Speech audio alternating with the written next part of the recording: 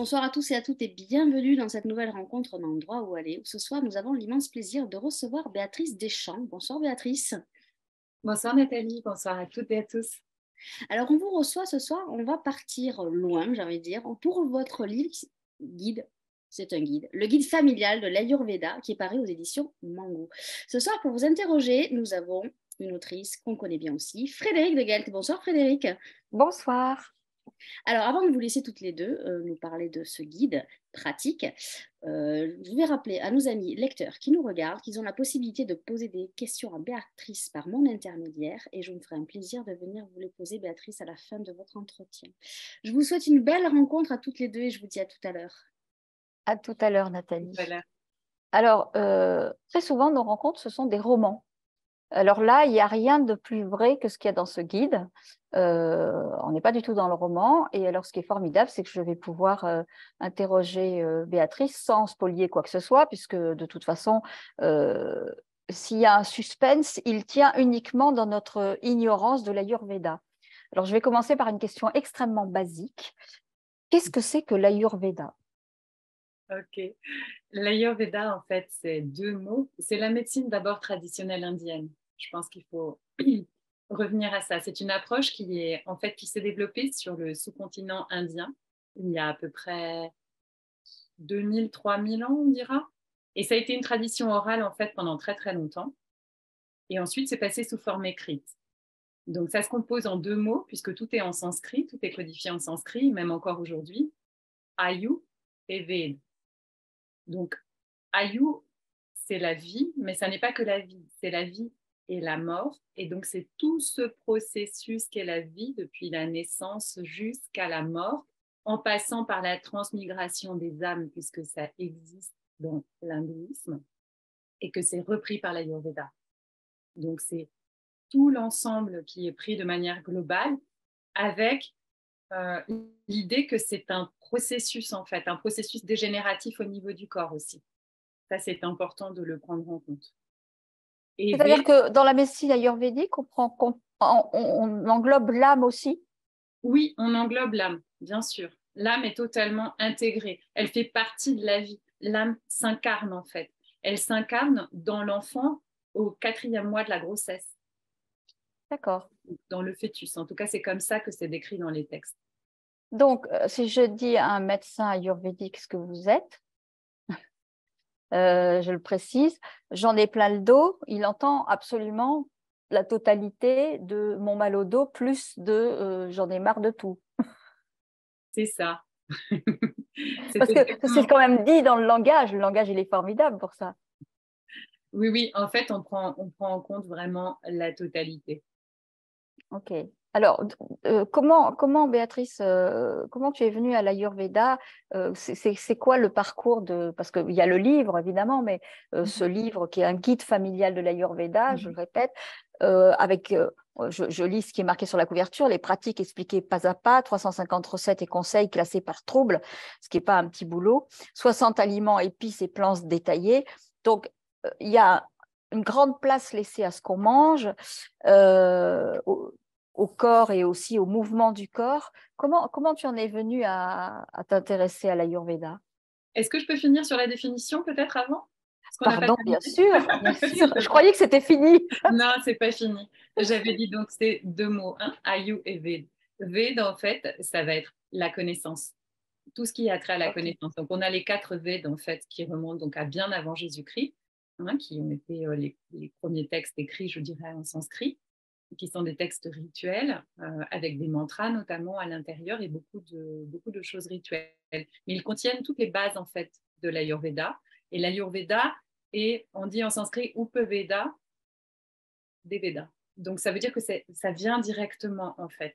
Ça a été tiré des Védas. Donc, c'est la connaissance de tout ce processus de vie depuis la naissance jusqu'à la mort, jusqu'à la transmigration des âmes également. D'accord. Donc, et l'Ayurveda, en fait, n'est pas l'Ayurveda uniquement pour les humains. C'était l'Ayurveda pour les animaux, l'Ayurveda pour les humains et l'Ayurveda pour les plantes. ok. D'où la place laissée aux plantes aussi dans Oui, notre rapport aux plantes. Oui, tout à fait. On a tout un tas de petits livres qui existent encore, qui s'appellent Vruksha Ayurved, mais qui sont peu traduits et qui traitent en fait du soin des plantes. Tout est intégré dedans. C'est une grande commode à tiroir avec plein de choses. Et donc, comment tu es venue à cette spécialité et à devenir médecin ayurvédique alors? À la spécialité, je m'y suis intéressée très jeune, en fait. À 18 ans, j'avais déjà lu Avicenne. J'ai été très inspirée par Avicenne. Je faisais des mathématiques à l'époque et je pensais même lâcher mon doc de maths en fait pour faire exactement la même chose que lui. Sauf que le problème, c'est que ça n'existait pas en France. On ne pouvait pas être médecin, mathématicien, astronome et philosophe en même temps. Donc, ça devenait compliqué. J'ai donc fini mon doc de maths. J'ai continué à lire donc Ibn Rushd et tous les médecins en fait andalous et de cet empire finalement qui était un petit peu comme lui parce que ça me passionnait. Et puis j'ai mis ça de côté. Et en fait, c'est revenu lorsque j'ai commencé à faire du yoga. Donc j'étais très sportive. Je faisais du yoga, de la danse. Et j'ai fini par me blesser en fait. Et c'est en ayant des médicaments allopathiques que j'ai jetés à la poubelle que j'ai fini par voir comment me soigner en fait, en devant m'asseoir, en méditant. Et ça a très très bien marché. Et comme ça a très bien marché, je me suis dit, mais tiens, il y a peut-être une approche en fait qui va relier le yoga, la danse, les plantes, l'alimentation, les massages, mais qu'est-ce que c'est? Et je ne savais pas ce que c'était. Et quand j'ai découvert le mot Ayurveda et que j'ai pu découvrir ce que ça voulait dire et ce que ça recouvrait, là, je me suis dit, mais oui, en fait, c'est ça qu'il faut que je fasse. Et petit à petit, après, j'ai monté le projet de fil en aiguille. Donc, en D'accord. Et l'espace donc, tu es partie étudier en Inde. Je suis partie étudier en Inde, oui. Je n'avais pas trouvé, en fait, j'ai cherché en France et j'ai cherché aussi en Angleterre, soit une université, soit une école. Je cherchais quelque chose qui s'approchait en fait de ce que j'avais pu voir en Inde, parce que je suis tombée très rapidement en fait sur le syllabus indien qui expliquait que en fait on passait par le Bachelor of Ayurvedic Medicine and Surgery. Et quand j'ai vu ce titre-là, je me suis dit mais oui, c'est ça qu'il faut que je fasse, c'est ça que je veux faire. Ça s'est aligné tout de suite. Je peux pas expliquer avec des mots, je pense. C'est énergétique. Mais c'est ce qu'on capte aussi. Enfin, on capte plein de choses, pas avec les mots, donc on t'entend. Ça dure combien de temps les études? Les études, ça a duré 5 ans et demi et j'ai prolongé un petit peu plus parce que du coup, je suis partie méditer dans les longs cours en fait pendant mon internat. Et puis, je continue parce qu'en fait, c'est euh, bottomless, je dirais. C'est très profond l'Ayurveda et je continue à aller étudier en fait en Inde. Dès que je peux repartir pour faire des trainings intensifs, j'y vais. Je ne me pose pas la question. Je sais qu'on n'est jamais suffisamment parfait dans son champ de compétences. Est-ce que on a un maître? Ça se passe comment pour continuer?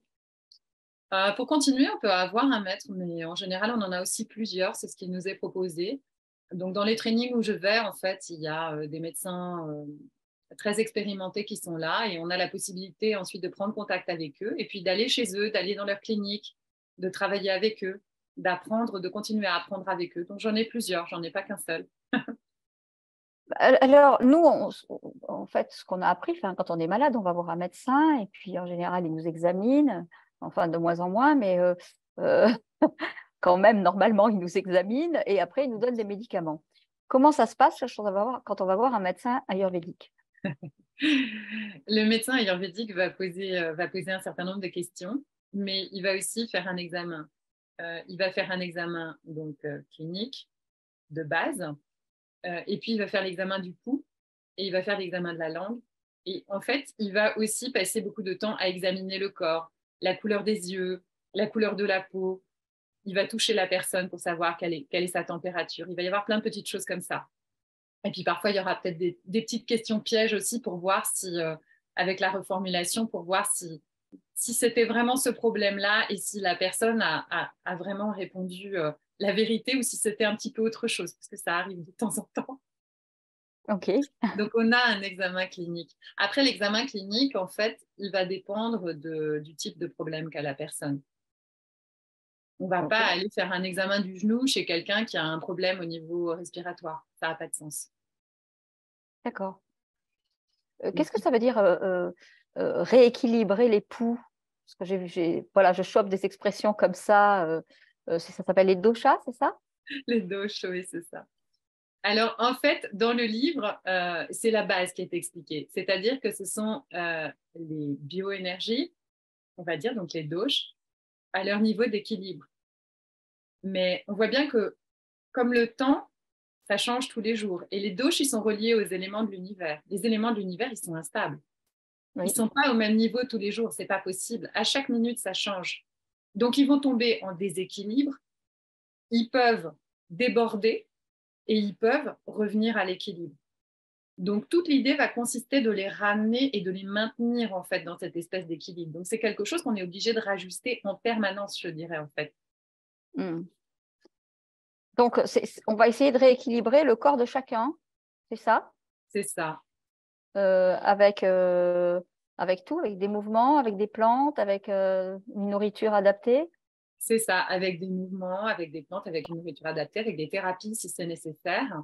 Après, c'est vrai qu'en France, on est un petit peu plus limité qu'en Inde. Donc, on pourra aller dans les thérapies, mais on ne pourra pas aller très, très loin. En Inde, on va beaucoup plus loin, puisque parfois, on fait des nettoyages complets, en fait, au niveau du corps, ce qui n'est pas possible aujourd'hui ici.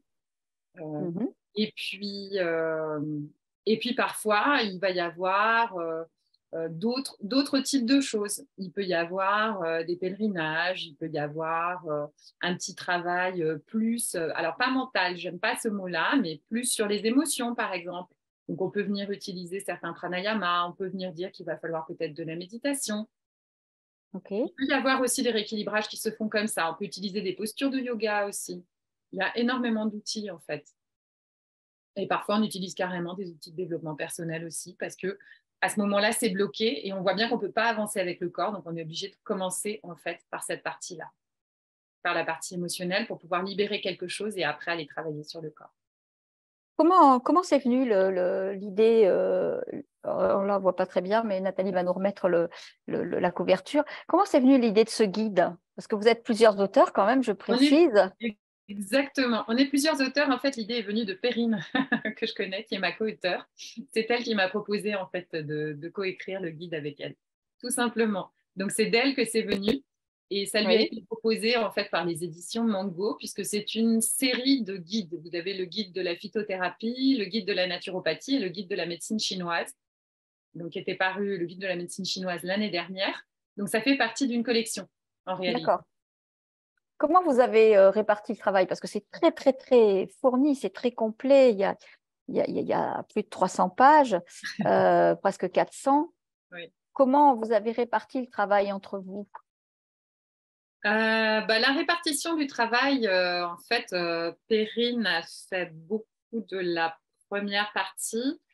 C'est un peu mélangé, je dirais. Elle a fait la diététique, elle a fait les champs d'action, elle a fait une partie des aliments. En fait, on s'est tout réparti en deux. On a fait 50-50 en fait. D'accord. Mais toutes ces... Parce qu'il y a énormément Alors, il y a plusieurs profils, je précise. Tu vas nous expliquer quels sont les différents profils de chacun. Tout le monde est obligatoirement un de ces trois profils. Non, c'est pas si simple, mélange. en fait. Non. C'est quelque chose qui a été beaucoup simplifié. En fait, la définition de la constitution ou en fait du terrain, c'est de dire qu'en fait, on a chacun un terrain finalement. Et que donc ces fameuses bioénergies dont on parlait tout à l'heure, que sont les doshas, vont s'associer d'une certaine manière qui va être différente chez chacun. Mais en fait, on n'est pas forcément toujours un profil type. On peut être deux profils types. D'accord. Donc, les profils s'appellent Vata. Exactement. On peut être plusieurs choses. La difficulté, c'est qu'il faut bien comprendre en fait que ce terrain, il n'est valable qu'à partir du moment où on se regarde dans son cadre familial. C'est pour ça que vous avez nommé le guide familial de l'Ayurveda? Non, pas du tout. Non, pas du tout. Parce que tu m'as dit le guide de la médecine chinoise, mais il n'y avait pas familial. Donc non, c'était le guide familial de la médecine chinoise également. Ah d'accord, ok. Non. Donc, Le on peut guide être à la fois. familial est censé couvrir toutes les tranches d'âge, en fait. Et je D'accord. pense que dans le nôtre, il y a eu un petit oubli d'ailleurs que je regarde a posteriori, ce sont les personnes plus âgées. Donc ça, c'est important de le mentionner quand même. Donc, il y aurait plus les bébés que les personnes plus âgées. Alors, il y a un petit peu, mais encore une fois, je suis restée, puisque c'est moi qui ai fait cette partie-là, je suis restée dans des choses essentiellement externes, puisque nous sommes en France. Et donc, c'est quelque chose de très délicat. En Inde, c'est traité par des gens qui ont fait une spécialité en Ayurveda et en Komarbhutya, donc en pédiatrie, qui ont fait entre 9 et 12 ans d'études. D'accord. C'est pas le cas en France et on ne peut pas mettre ça dans un guide en fait. Les gens viennent directement en fait à l'hôpital avec leur enfant et l'enfant est traité comme il est traité par un pédiatre. D'accord. Mais alors, ça veut dire que si on n'a pas été soigné du tout comme ça dans son enfance, on peut commencer à tout âge, j'imagine. On peut commencer à tout âge. Ça ne change rien. D'accord. Ça n'empêche pas, je veux dire. Et après, il y a autre chose aussi qui est souvent assez rigolo, c'est que les gens en fait associent l'Ayurveda avec le véganisme bien souvent. Oui. Ou avec le végétarianisme. Et je pense que tu as dû voir dans le guide que ça n'est pas le cas. Non, il y a de la viande. Tout à fait. La viande fait partie des classifications ayurvédiques. L'Ayurveda, en fait, est un système de, comment je peux dire, une façon de voir les choses, une façon de voir le monde. D'accord. C'est un peu des lunettes de couleur. Donc, j'ai mis mes lunettes de couleur ayurvédique et je vais regarder le monde avec ces lunettes. Donc, tout est classifié, en fait. Oui. Il n'y avait pas de raison d'exclure quelque chose. Alors, dans le chapitre, par exemple, je donne un exemple pour ceux qui nous écoutent là, prévenir et soigner les maladies, par exemple, on a le système nerveux, l'anxiété, la dépression, les maux de tête. Après, on a le système cutané, alors le vieillissement de la peau, ça va aussi bien vers l'herpès ou les pellicules que le vieillissement de la peau, c'est tout à fait normal. J'allais dire, c'est presque pas une maladie. Mais en l'occurrence, comment vous avez fait les chapitres pour… Alors, on s'y retrouve très bien, mais à chaque fois, vous mettez le point de vue de l'Ayurveda. Est-ce que c'est parce qu'on est des Européens qui avaient ce point de vue de l'Ayurveda? Non, en fait, ce n'est pas du tout ça. C'est ce que j'ai expliqué justement afin de faire les troubles.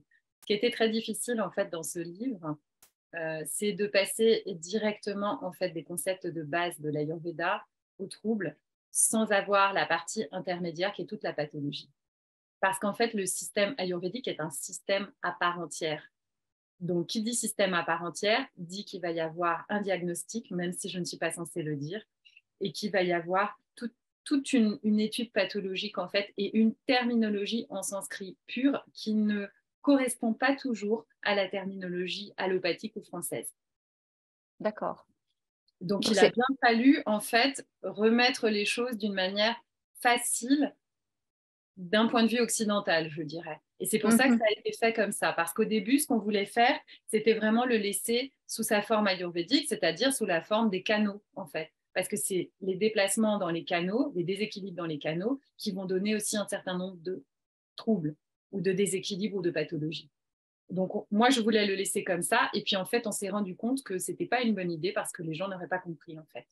Oui. Il manque cette partie pathologique. C'est ce que j'ai mis en fait en introduction des troubles, en réexpliquant qu'en fait il nous manque toute cette partie-là et que du coup, bien évidemment, c'est compliqué de comprendre comment une pathologie ou comment un trouble va fonctionner au niveau de l'Ayurveda puisqu'il nous manque les clés.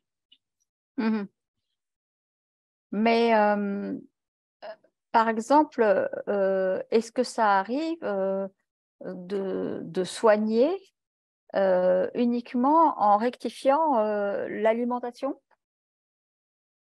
Ça dépend à quel stade la personne est et à quel stade la pathologie se trouve. Ça n'est pas vrai dans tous les cas. Ça ne suffira pas dans tous les cas. On a plusieurs modes de traitement et en fait, les bioénergies vont s'accumuler jusqu'à un certain point en fait dans le corps. Et il y a un moment où ça ne sera plus possible de réguler qu'avec l'alimentation, même si le corps se renouvelle. Ça ne suffira pas. Il va falloir aller nettoyer en profondeur beaucoup plus. Comment on sait par rapport à ces différents profils qui changent apparemment, suivant le Les moment? profils ne changent pas. C'est quelque chose qui est stable tout au long de la vie.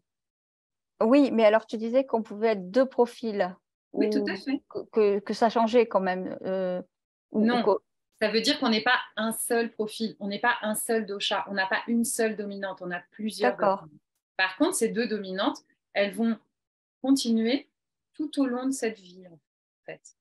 d'accord.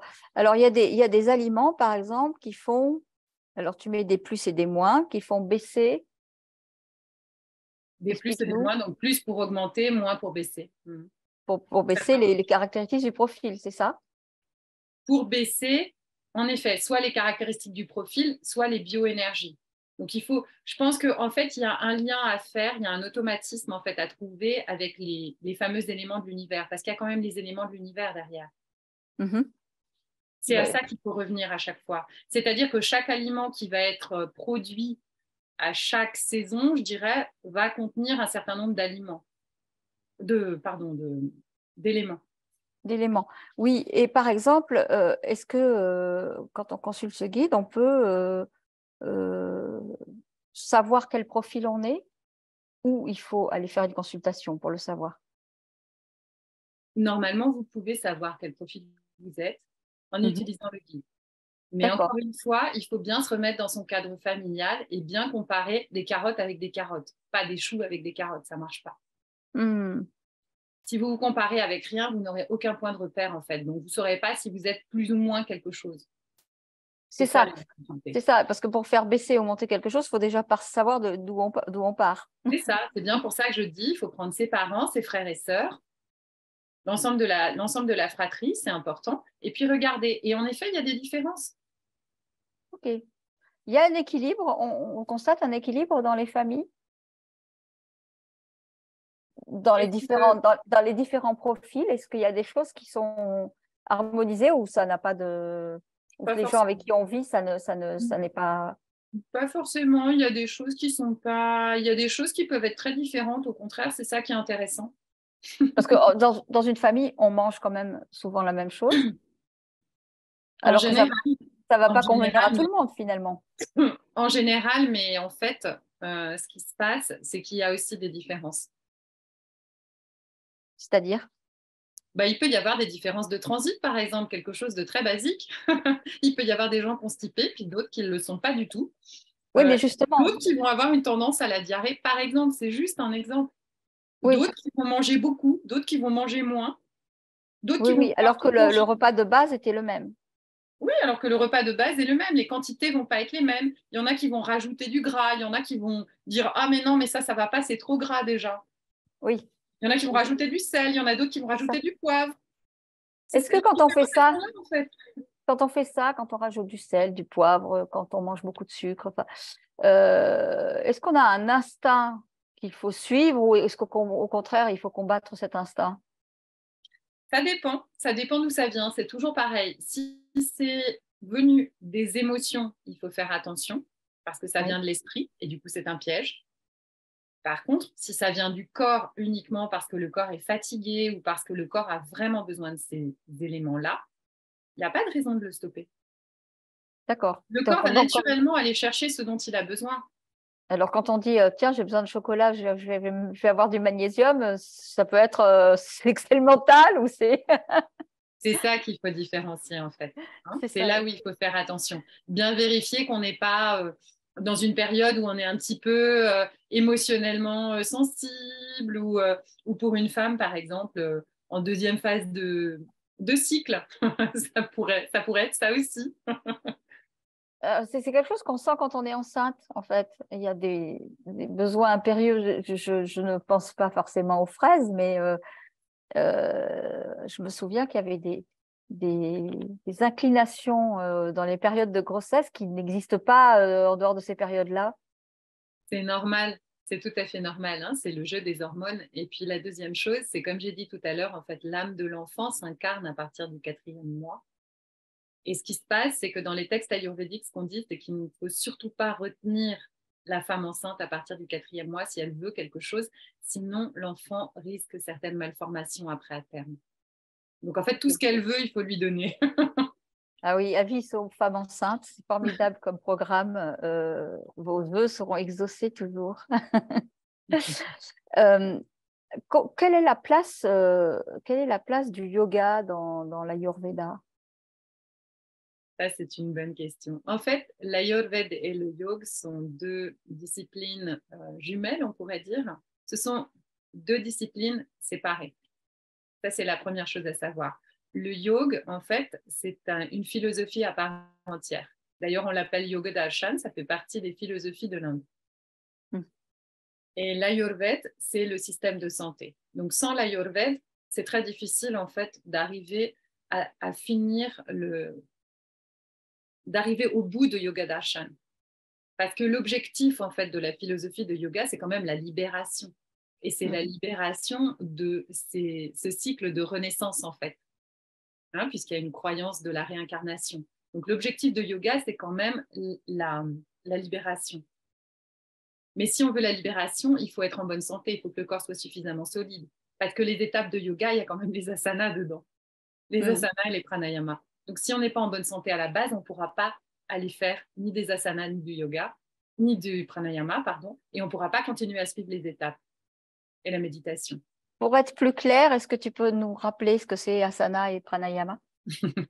Les asanas, c'est les postures que l'on fait de manière classique dans n'importe quel cours de yoga aujourd'hui. Et le pranayama, en fait, c'est les techniques de respiration qui visent à contrôler le souffle, en fait, et à nettoyer les corps subtils. D'accord. Et à augmenter le prana, essentiellement, dans le corps.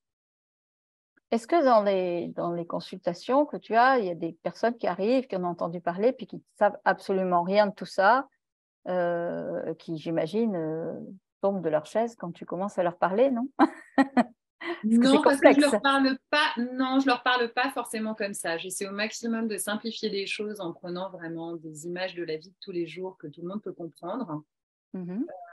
Et puis après, on essaie d'y aller vraiment d'une manière très graduelle aussi, parce que je sais très bien de toute façon que si la personne elle met en place tous les changements d'un coup d'un seul, elle va tenir 15 jours et puis après elle arrêtera. Donc ça sert à rien. Il faut y aller vraiment de manière très graduelle. Donc oui, il y a des gens qui sont totalement néophytes qui viennent, c'est souvent même. Tout le monde n'est pas, tous les gens qui viennent ne sont pas profs de yoga ou très avancés, ni sur le chemin de l'Ayurveda, ni sur le chemin du yoga. Oui. J'ai souvenir d'un monsieur donc, qui est parti avec sa fille dans une clinique ayurvédique dans le Kerala.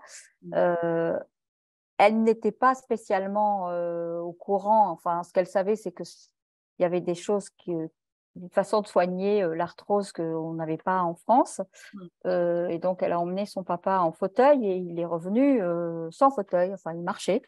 Est-ce que ça te paraît miraculeux ou plutôt assez courant dans les techniques appliquées? C'est assez courant en fait. C'est assez courant parce que, comme je le disais tout à l'heure, en fait, en Inde, il n'y a pas de limitation. C'est une médecine d'État qui est reconnue, qui est, comment on peut dire, encadrée, en fait. Et donc, on utilise toutes les techniques qui existent en Ayurveda, notamment pour l'arthrose. Je suppose qu'il a dû aller vers peut-être une petite purgation organisée au démarrage pour nettoyer son intestin et que ça n'est qu'après qu'il a commencé à recevoir des plantes et des soins.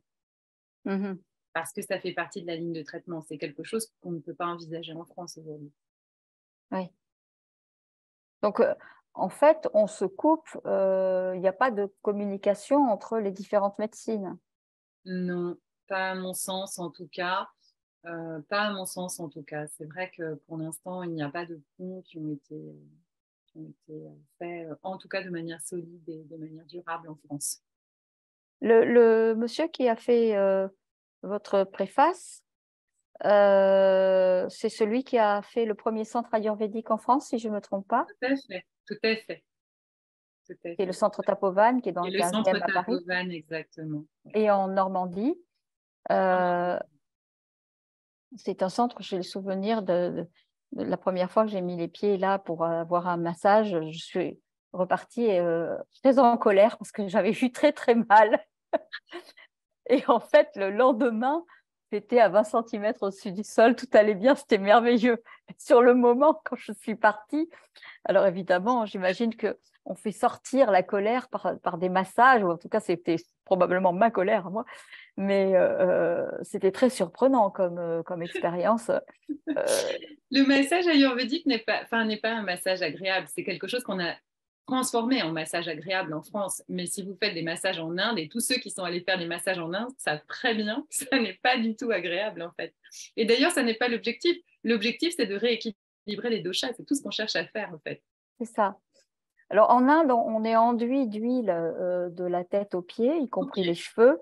Oui. Et pour celui que j'ai expérimenté, ça se passe sur une toile cirée. Donc je vous laisse imaginer quand vous êtes enduit d'huile, le type vous jette, vous rattrape, ça glisse dans tous les sens. Enfin, c'est absolument.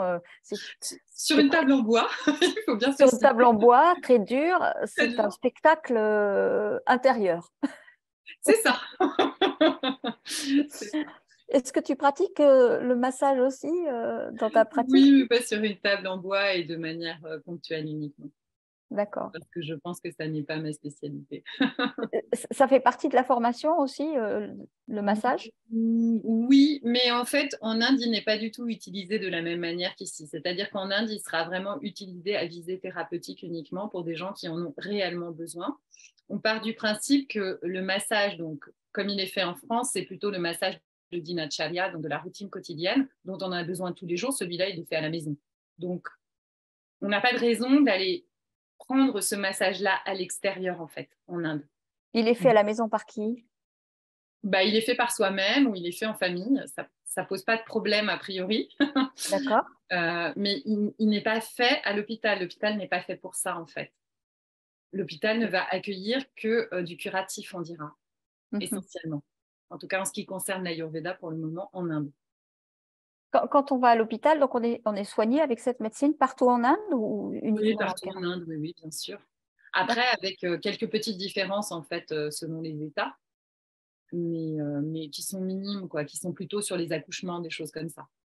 Donc, ce n'est D'accord. pas des grosses choses. Mais oui, oui, je veux dire, partout en Inde, il y a des dispensaires ayurvédiques, des dispensaires d'État. C'est une médecine préventive. Il y a des camps qui sont faits pour la prévention, donc, Mhm. notamment de la dengue, du chikungunya, de la malaria aussi, entre Qui autres est exemples. précisons que c'est la piqûre enfin c'est un moustique, hein. C'est des moustiques, oui, Mm. essentiellement. Vous avez aussi la prévention du diabète, parce que le diabète est très prévalent en Inde. Il y a beaucoup de choses qui sont faites en termes de prévention. Et d'ailleurs, est-ce qu'il y a en Inde cette spécialité qu'ont pas mal de pays à partir du moment où les gens sont riches, ils sont obèses? Je pense au Brésil, je pense aux États-Unis, évidemment. Est-ce que cette médecine n'empêche pas ça, justement? Si, mais c'est des efforts en fait au quotidien, parce que c'est pas parce qu'on aura fait un panchakarma et qu'on aura perdu, allez, disons 5 kilos en un mois, qu'on va pas les reprendre derrière si on n'applique pas un certain nombre de choses. C'est-à-dire qu'en fait, c'est une médecine qui vient aussi chercher les causes des maladies et déraciner les causes des maladies. À partir du moment où on a identifié la cause, on dit à la personne quelle est la cause de son problème, et c'est cette chose-là qu'il faudra éviter de faire. Parce que sinon, bien évidemment, ça va revenir. Et c'est pour ça que vous avez beaucoup de gens, en fait, aujourd'hui, qui vont en cure en Inde et qui reviennent et qui disent ah, bah, c'est revenu.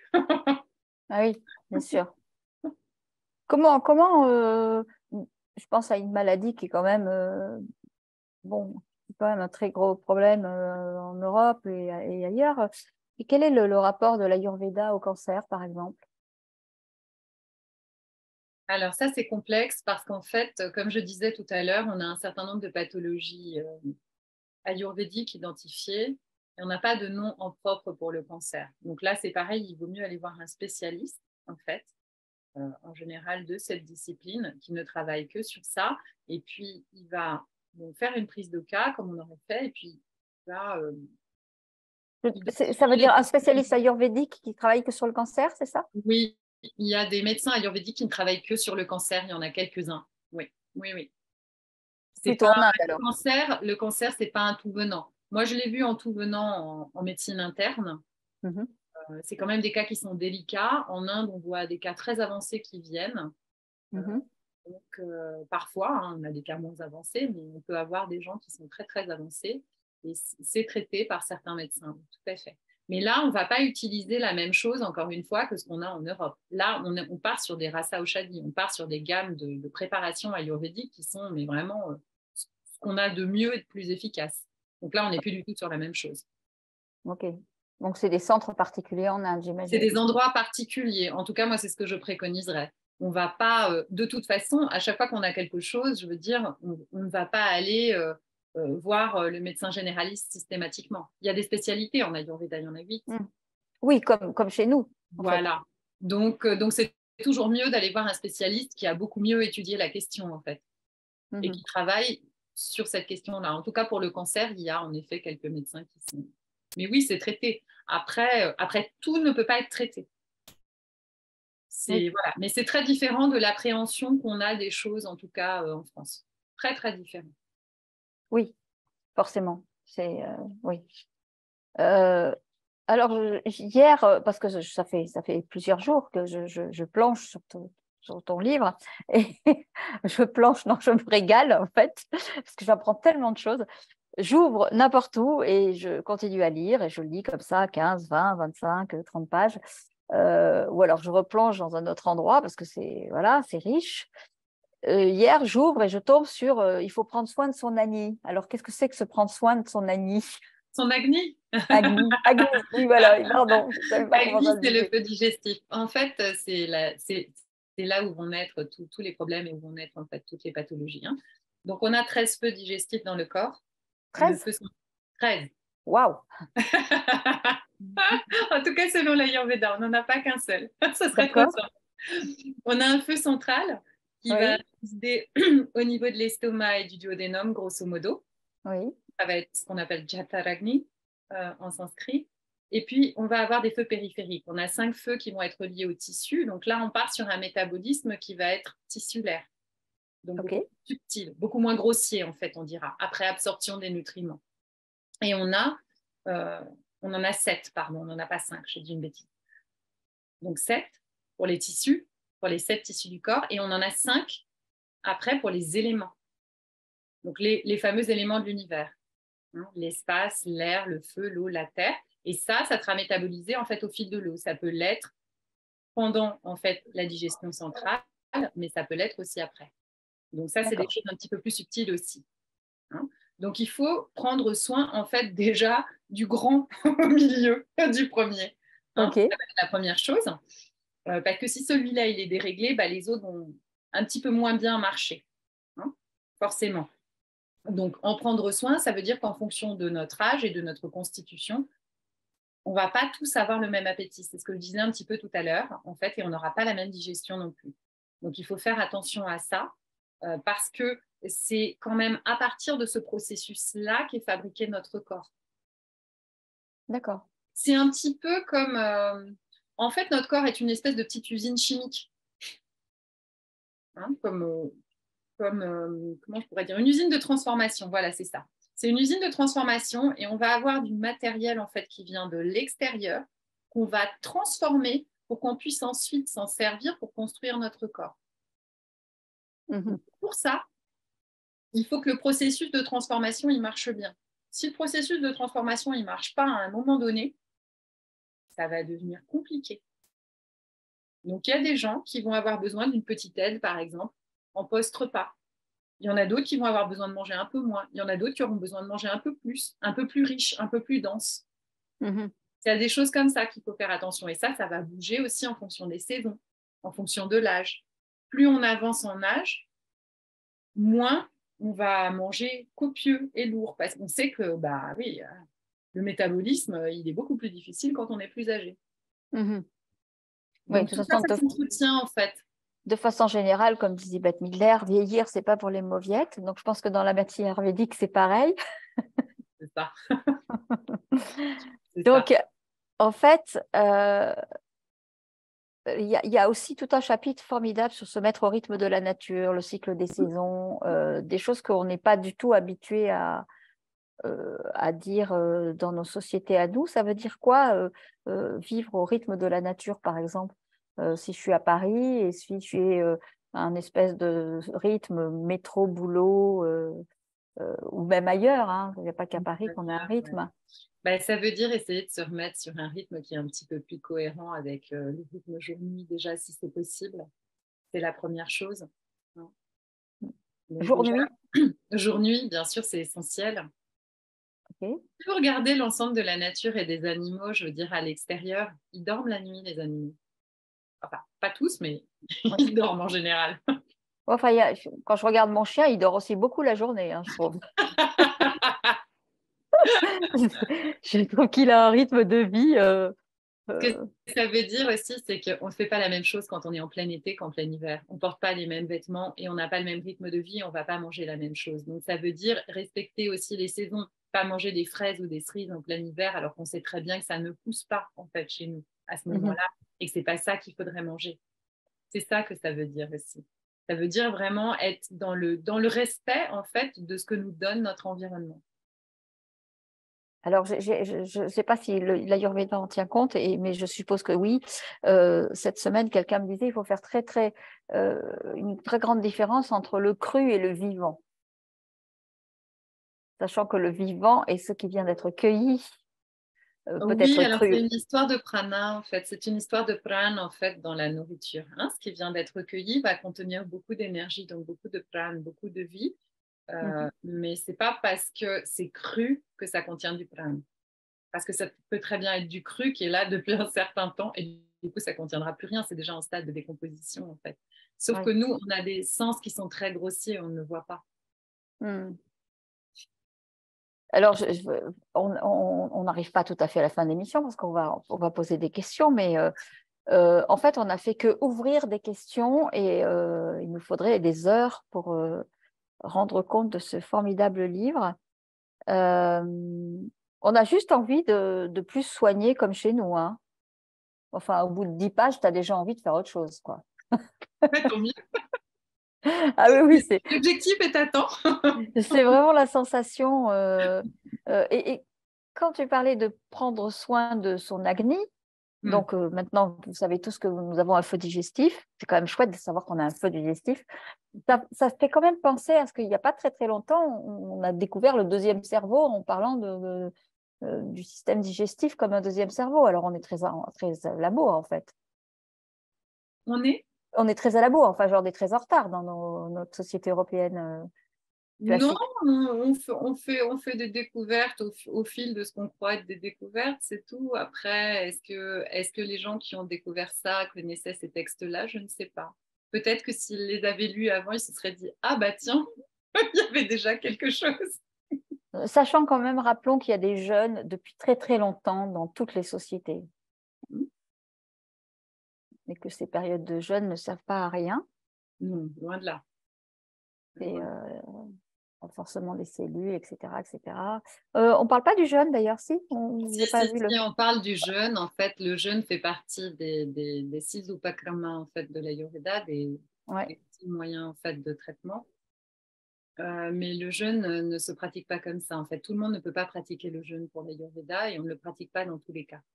Par exemple, dans les types de pathologies type fièvre, alors encore une fois, on n'est pas sur juste une hausse de la température comme on pourrait l'entendre en fait en France. On Oui. est sur des courbatures aussi, par exemple, peut-être une hausse de la température, mais pas forcément. On est sur quelqu'un qui n'a pas très faim, mais c'est pareil, ça peut varier. En tout cas, qui n'a pas un appétit délirant, ça c'est sûr. Et du coup, Mhm. dans ce type de pathologie, par exemple, on va préconiser le jeûne. D'accord. Mais en fonction du type de manifestation ou de symptomatique, la personne pourra jeûner complètement, à moitié, voire pas, en fonction de ces fameuses constitutions et de ce qui va s'exprimer en fait. Donc il y D'accord. a des gens qui pourront jeûner en fait complètement et qui resteront juste avec un apport hydrique. Il y en a d'autres, ils auront besoin de manger un peu. Et puis il y en a d'autres, ils auront besoin de manger un petit peu plus. En fait. Hein, donc on est plus sur quelque chose de comme ça qui est beaucoup plus modulable en fait. C'est beaucoup plus modulable et beaucoup plus adaptable en fait à chacun. Donc c'était juste un exemple, mais il y en aurait plein d'autres. C'est vrai que dans les cas de toxines, par exemple, et c'est ce qui est marqué dans le livre, sur une certaine typologie, par exemple, si les toxines sont trop importantes, on peut commencer par un jeûne aussi, bien sûr. Ouais. Parce qu'il faut que, en fait, que ces fameux feux digestifs arrivent un peu à brûler tout ce qu'il y a, quoi. Donc, si on continue à leur donner quelque chose, ils vont rien brûler du tout, en fait. Bah oui, oui. Alors, c'est quand même étrange parce que quand on pense à l'Inde et qu'on pense à la nourriture, on pense que c'est très, très, très épicé. Oui, mais ça n'est pas forcément ayurvédique. Ce qui est épicé n'est pas forcément ayurvédique. D'accord. Ils ne sont pas, en fait, tous les Indiens ne suivent pas les règles de l'Ayurveda. Oui. Oui, parce qu'il n'y a plus de saveur. Enfin, c'est Non, un il stade. n'y a plus de saveur. Non, non, il y a plus de Quand saveur. on dit dans un restaurant, je ne veux pas du tout épicé, c'est quand même piquant. Oui, mais c'est parce qu'ils n'ont pas le même cadre de référence que nous aussi. Oui, oui. C'est ça qu'il faut prendre en compte, je pense. Il ne faut pas dire un petit peu, il faut dire pas du tout. Voilà, c'est ça. Et c'est quand même piquant. Beaucoup moins dans le Kerala, d'ailleurs. Oui, mais c'est encore une fois, ça n'est pas le même climat, ça n'est pas le même type de terre en fait. Et le feu digestif dans le Kerala, il est un petit peu plus faible parce que c'est très humide. Oui. Donc du coup, ça n'est pas du tout la même façon de gérer les choses que dans le nord.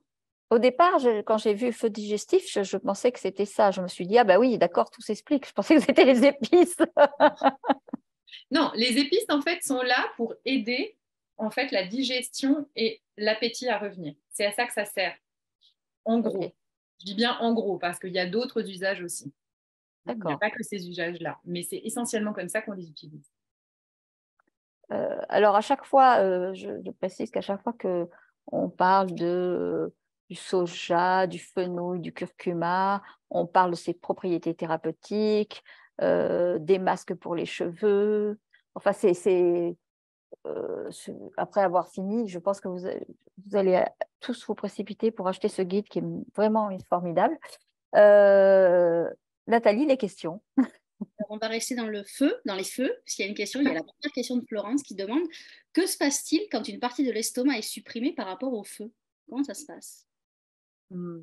Bah, ça veut simplement dire déjà que la capacité de l'estomac va être amoindrie parce que l'estomac, il est extensible, mais il n'est pas extensible jusqu'à l'infini. Donc, s'il y a une partie physique qui a été supprimée, ça veut dire que la capacité va être moindre. Donc, ça veut dire que la personne, elle ne pourra peut-être pas manger autant que ce qu'elle mangeait avant quand elle avait son estomac en entier. Ça, c'est la première chose, en fait, à prendre en compte. Et après, si la personne, elle se trouve juste après ce type d'intervention, il faut qu'elle fasse vraiment attention parce que du coup, c'est très sensible, en fait. Hein. Je veux dire, il y a une cicatrice, il y a sûrement eu des sutures, des choses comme ça. Hein. Donc, il faut faire attention. Il ne faut pas aller manger des choses acides, des choses piquantes ou, ou des choses trop lourdes. Non, non, bah, il faut faire attention. Il faut se mettre à la diète, en fait, hein, pendant quelques temps. Et puis, essayer de reprendre une alimentation un petit peu plus normalisée, doucement, de manière graduelle. Il y a Anna vous a écouté avec beaucoup d'attention, vous avez dit que les textes étaient écrits en sanskrit.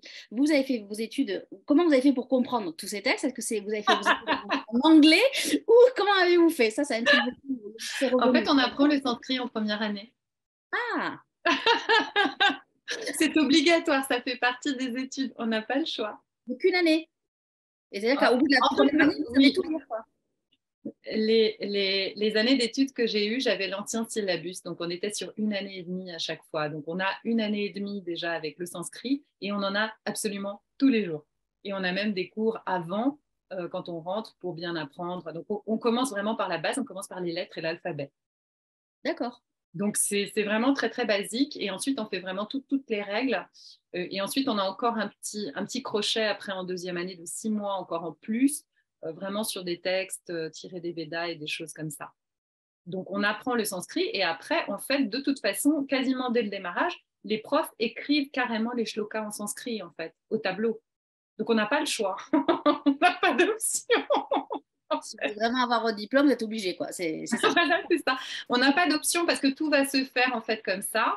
Et donc, ça nous sera traduit en anglais quand c'est traduisible, mais il y a des fois, on va vraiment utiliser la terminologie en sanskrit.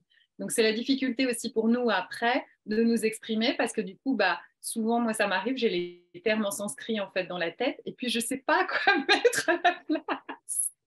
Donc, il n'y a aucune possibilité de se planter, j'allais dire, sur le diagnostic. Je veux dire, on est d'accord, hein? L'objectif de la formation et la raison pour laquelle on nous apprend le sanskrit, c'est parce que d'abord, tous ces textes sont en sanskrit, ça c'est la première raison. Et la deuxième raison, c'est qu'ils cherchent à nous rendre indépendants, en fait, pour qu'on puisse nous-mêmes ensuite aller lire et comprendre les textes, sans être dépendants des traductions. Parce que le problème des traductions, c'est qu'à chaque fois, vous avez un biais quand même. Ouais. Il y a un biais, puis il y a des erreurs aussi, ça arrive. Ouais. Alors, Florence, elle avait 2 questions. Et la première, c'est quel lien y a-t-il ou pas avec l'acupuncture? Ça, c'est une bonne question. Je pense qu'il y a un lien avec l'acupuncture, mais il n'est pas, peut-être pas directement dans l'Ayurveda, encore que. Donc, il se situerait plutôt au niveau des points marma, je dirais. Moi, c'est plutôt comme ça que je le verrais. Je pense que c'est assez similaire au point d'acupuncture. Après, je n'ai pas fait une étude en fait comparative, donc je ne saurais pas le dire avec certitude, mais c'est plutôt comme ça que je le vois. Et on peut faire, il y a une autre approche en fait dans le yoga darshan, donc dans la philosophie de yoga, avec ce qu'on appelle les nadis en fait. On en a 72 000 et je pense que ça c'est assez proche en fait de l'acupuncture et des méridiens. De ce que je sais, c'est utilisé en Thaïlande. Ils utilisent les 2 approches. Donc il est possible en fait qu'il y ait un lien à cet endroit-là. Ok. Alors, Claude, qui est une habituée des rencontres, voudrait savoir où trouve-t-on la liste des centres ayurvédiques en France? Écoutez, je pense que vous pouvez aller regarder sur Ayurveda en France, vous aurez quelques noms, mais je ne suis pas certaine que ça recense vraiment tous les centres ayurvédiques en France. Je ne suis même pas sûre qu'il y ait une liste aujourd'hui des centres ayurvédiques en France. Alors, ça rejoint un peu la question de Lucie qui dit si je veux faire un bilan ayurvédique, je vais où? Chez qui? Et après, comment est-ce que je suis accompagnée ou il y a juste la consultation et en gros, c'est débrouille-toi, quoi. À mon avis, ça m'étonnerait. Mais est-ce que dans les pages jaunes, par exemple, comme il y a les médecins généralistes, les dentistes, est-ce qu'il y a un endroit où il y a marqué médecin ayurvédique? Ayurveda? Non, vous n'aurez pas Ça un se dit nom. d'ailleurs. Non, On il vous n'y aura appelle pas comment? d'endroit. Hein? On vous Pardon? appelle comment d'ailleurs? Comment ça s'appelle? Comment on vous appelle votre métier? Comment Ici, on m'appelle consultante. Voilà, d'accord. Donc, on cherche consultant en Ayurveda. Voilà, consultante. Oui, oui. Ici, D'accord. on m'appelle consultante en Ayurveda. Ok. Tout à fait. Donc non, il n'y a pas d'encart en fait dans les pages jaunes. Vous pourrez trouver médecin ayurvédique. Je pense que c'est quelque chose qu'il faut vraiment chercher sur Internet et regarder en fait quelle est la biographie en fait des thérapeutes. Voilà, simplement.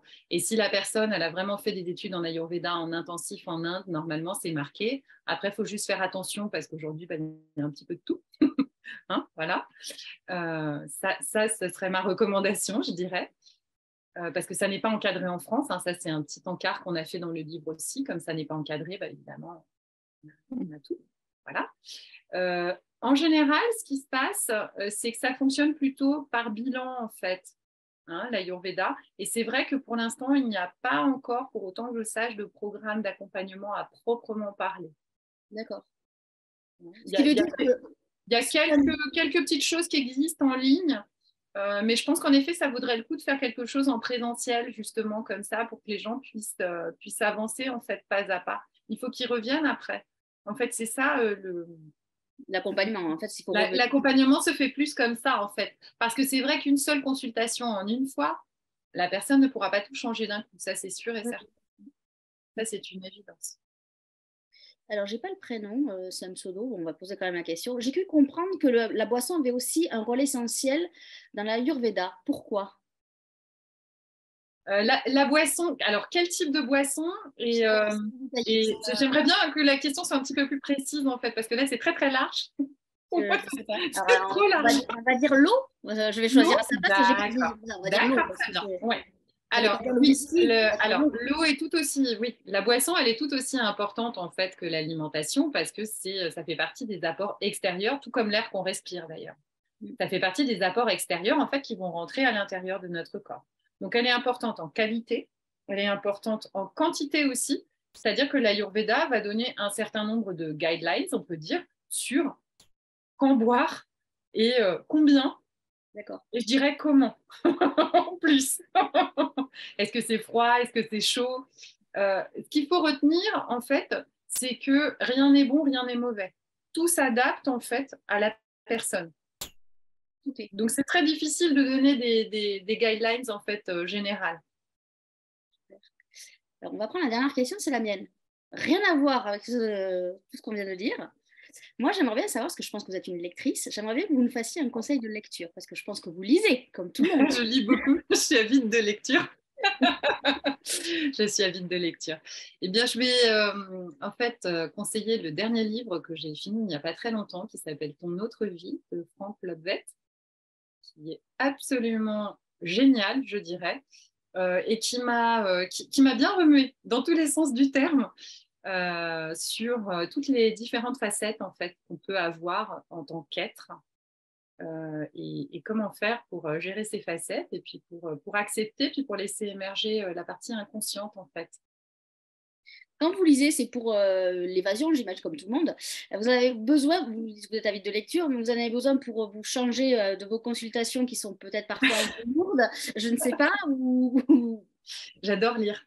Je suis livrivore depuis que je suis jeune, donc non, je pense pas. Je pense que puis c'est pas du tout pour le coup, c'est pas du tout pour de l'évasion. Là, c'était vraiment plus pour travailler sur moi. J'aime beaucoup tout ce qui va me faire travailler, me faire avancer, en fait.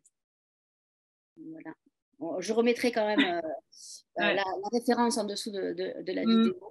Donc voilà, donc parfait. Donc, en tout cas, je pense qu'il faut aller faire un tour dans ce guide familial de l'Ayurveda, donc c'est aux éditions Mango. Je pense qu'on va apprendre. Moi, vous compariez ça, le sanskrit, vous le comprenez. Moi, j'avais l'impression que vous me parliez chinois par moment. Il y avait tout le terme, voilà. Donc, mais en tout cas, c'était assez clair. Je pense que pour une novice comme moi, j'ai à peu près tout compris. J'ai essayé, j'ai écouté avec beaucoup d'attention. Donc ça, je pense que je suis pas la seule. Et c'est effectivement, ça donne envie d'aller faire un tour parce que c'est vrai que c'est mystérieux ce nom Ayurveda. Cure ayurvédique, c'est pas facile à prononcer, mais voilà. En tout cas, nous, on vous remercie d'avoir été là ce soir avec nous parce que c'est pas souvent qu'on fait des guides pratiques et celui-là, il est utile. Donc, allez en librairie. Avant de vous donner juste le mot de la fin, nous, on se retrouvera jeudi exceptionnellement à 18h avec le lauréat du prix Orange de la BD qui est Yann Damezin.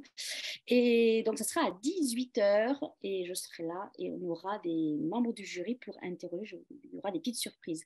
Béatrice, je vous laisse juste le mot de la fin. Je voudrais simplement vous remercier pour l'invitation et puis pour ce moment et remercier tous les auditeurs également. Et puis, je vous invite à aller voir, il y a une exposition actuellement au musée Guimet à Paris sur les médecines asiatiques. Donc, vous avez un petit encart sur la médecine indienne qui n'est pas très gros de ce que je sais, mais je pense que ça vaut le coup d'aller regarder et puis d'ouvrir un petit peu sur autre chose qui peut être complémentaire en fait, des approches qu'on a déjà en France. C'est noté et je Merci. remercie la conférence. Merci beaucoup Béatrice. Bonne soirée à tout le monde. Bonne soirée. Et à jeudi.